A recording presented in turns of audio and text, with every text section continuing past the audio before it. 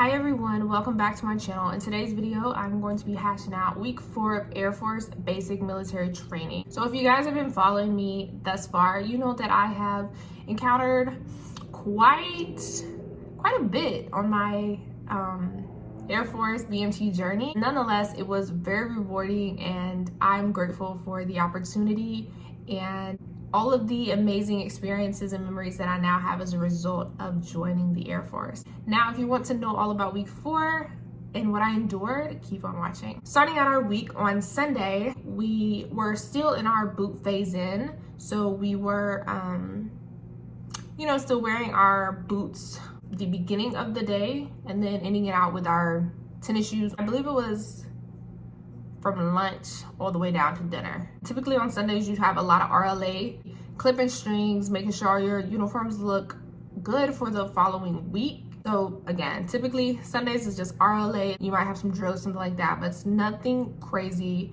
And then I also wrote letters to my mom and to my husband. So again, just to kind of give you like a time frame on how often or when you're able to write letters are going to be anytime you have downtime. So on Sundays, you typically do have a lot of downtime, but make sure you are taking care of your RLA and your laundry because you want to make sure all that looks good when you do have your appraisals or your actual inspections for your living area. On Monday, I went to finance with one of my flight mates. And then we just had classes and drill. Classes, again, the classes were fine. Classes were real chill. So nothing too crazy. On Tuesday, we had our sapper class. Sapper is a very important course. It's a very real thing here in any of the branches of the military. So you want to make sure that you are, giving that the attention that it needs and taking it serious because it is a serious situation here in the military and outside of the military. On Tuesday, we also had our pictures. So we took our individual picture in our service dress, and then we took our flight photo. For our pictures, we could wear makeup. So if you want to wear makeup, then pack some makeup, but it's not a whole lot of makeup. Keep in mind that you do have to march all the way there. And this particular day, it was pretty warm outside, so account for that because makeup gonna be melted. That was a pretty fun day. On Wednesday, we had open ranks drill. So that was our third drill. We also had our third run day. I wanted to make sure I was well prepared when it came to my actual PT test. I want to touch on this again. In BMT, there are minimums that you have to meet in order to pass the BMT minimum for that test. So there are 3 tests in BMT. When I went through, which was from January 12th to March 4th, we had mock PT tests. I'm not sure if they're counting them because I heard that they are starting up official Air Force tests again in July, I believe.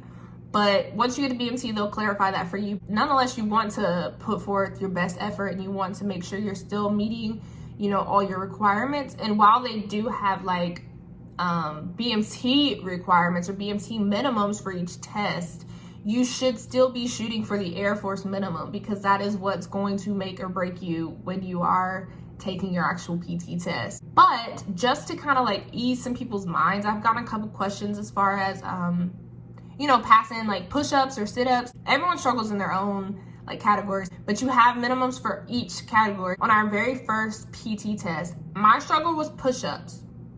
I was fine on my run and I was fine on my sit-ups, but my push-ups still needed quite a bit of work. So I was nervous. So on our very first PT test, the BMT minimum was 8 push-ups for less than 30 years of age. So while the Air Force minimum for push-ups for less than 30 years of age is 18 push-ups, you only had to do 8 in order to meet the minimum. So they just want to see like your baseline, right? So they just want to make sure that you're at least meeting that minimum, okay? Now, do not let that even discourage you. If you can't even do 1 push-up, that's fine. Just make sure you're putting forth your best effort when you're doing like your 1x3s and your actual PT sessions because that's when it's going to count. Pyramid push-ups, love to hate them. They're nothing to play with, but they're gonna get you right. So make sure you are putting forth that effort. There's gonna be so many times where you're like, you know what, I tap out, I'm done. You're not done until you graduate. And then you're still not even done. So make sure you push yourself. You're gonna be like, oh my God, my arms are shaking, da da da. That's fine. Progress.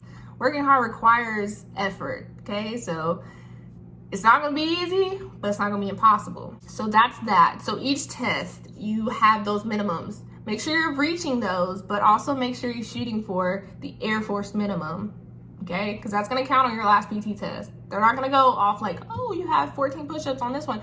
No, you gotta still meet it. So the minimum for the Air Force is 18. Make sure you're meeting that 18. You should be well surpassing that even, but shoot for the minimum.